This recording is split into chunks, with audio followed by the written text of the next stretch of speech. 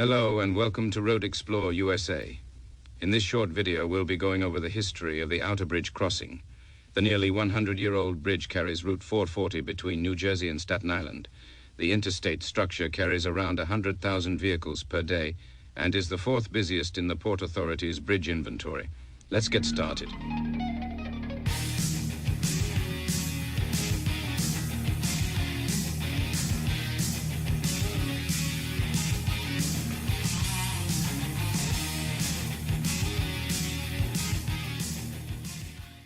In June of 1928, the Outerbridge Crossing and the Goethals Bridge opened simultaneously, connecting Staten Island and New Jersey.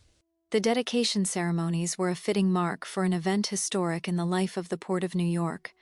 With the opening of the bridges, a direct road is established between the mainland and a borough of Greater New York that is full of potential resources. At the opening ceremonies, the governor of New York, Alfred E.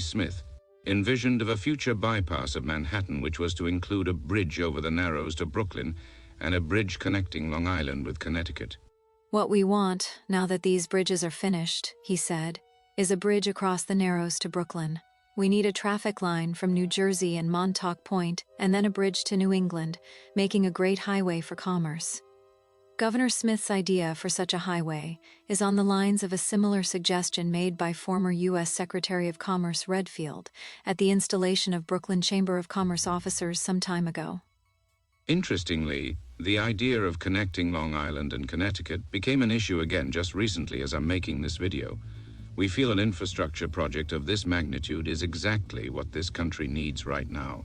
The wonder of driving over a bridge or through a tunnel 14 miles long would draw tourists from all over and would instantly boost the economies of both Connecticut and New York. The states would rake in much-needed tax dollars to their depleted coffers. Anyway, I'm digressing. Let's get back to the Outerbridge Crossing, the main subject of this video. The Outerbridge is named for Eugenius H. Outerbridge, a prominent Staten Island businessman who served as the Port Authority's first chairman in 1921. He helped convince New Jersey and New York legislators to build the two bridges to handle ever-increasing volumes of vehicular traffic and to encourage the economic boom he predicted a half-century before its time. They are high-level cantilever bridges with arched concrete piers supporting the main steel trusses of the main river bridge and cost $17 million to build. For the record, the Outerbridge Crossing is longer than its sister span, 10,500 feet total length to 8,500 feet for the Goethals Bridge. Both stand 135 feet above the water. On the New Jersey side, the Outerbridge approach consisted of two local one-way streets, Lawrence Street and Grove Street. Between present-day Route 35 or Convery Boulevard and the Outerbridge, the two streets were designated S4. By 1953, the S4 designation between the Outerbridge and present-day Route 9 was eliminated and changed to 440. After hours of research, I could find just these two photos of the old Perth Amboy approach to the Outerbridge before the 440 freeway was constructed. It wasn't until the mid-1970s that the Route 440 freeway was completed to the Outerbridge, eliminating the tedious trip through the local streets of Perth Amboy to the bridge. Meanwhile, on the Staten Island side, a traffic circle was constructed just past the original toll plaza. The rotary circle shuffled vehicles to Page Avenue and Point Plains Avenue. The short stretch of Page Avenue north of Amboy Road was built as an extension to the circle. By the early 1930s, the four-lane Drumgoole Boulevard was also constructed to the circle. In its first year of operation, the Outerbridge saw over 500,000 vehicles cross it. But subsequent years saw a decline, most likely due to the Great Depression and the United States entry into World War II. By 1930, the mainstream press perceived the Outerbridge and other area crossings to be flops. The only vehicles that seemed to use the bridge were well-off summer revelers, crossing by ferry from Brooklyn to Staten Island, then using the bridge to access South Jersey resort areas or to take scenic driving tours. Outerbridge's premonitions about the future were correct, but wouldn't come to fruition until after World War II was over. Post-World War II, traffic over the Outerbridge increased. By 1947, 1 million vehicles had used the bridge, and there was no looking back.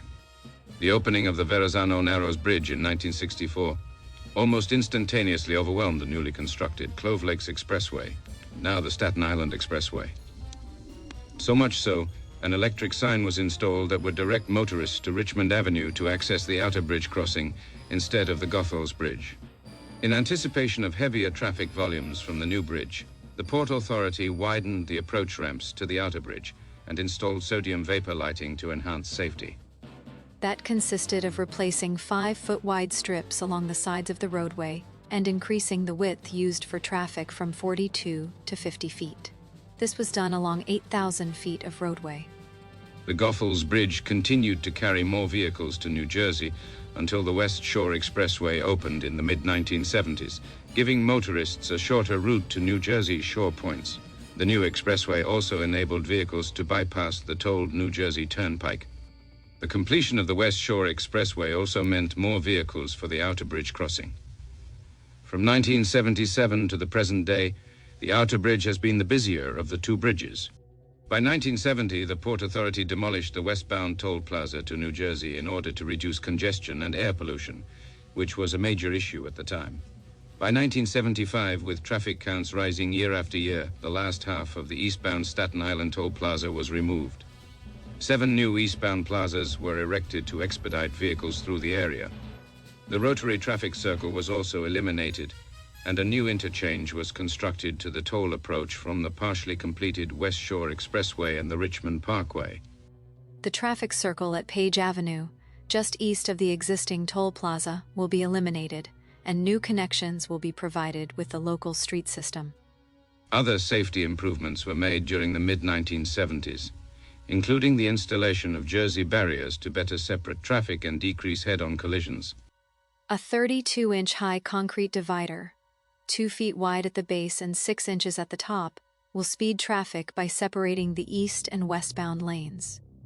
In 1975, a toll hike by the Port Authority from $1 to $1.50 sparked outrage amongst bridge users. It was only the third increase in nearly 50 years. For some context, in 1928, the bridge cost 50 cents to cross, $9.48 in today's inflated dollars. But over the next 50 years, the toll increased only by $1.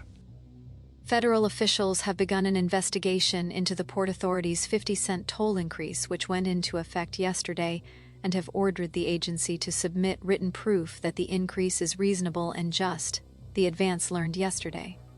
By 1995, the toll to cross in both directions was $4, equal to about $8.50 today. However, in the past 30 years, the toll has doubled to a little over $16 to go in both directions. But is the Port Authority really to blame for this? Well, the port certainly isn't doing anything to keep costs down. One police officer made $410,000 in 2023. More than half of his pay was overtime.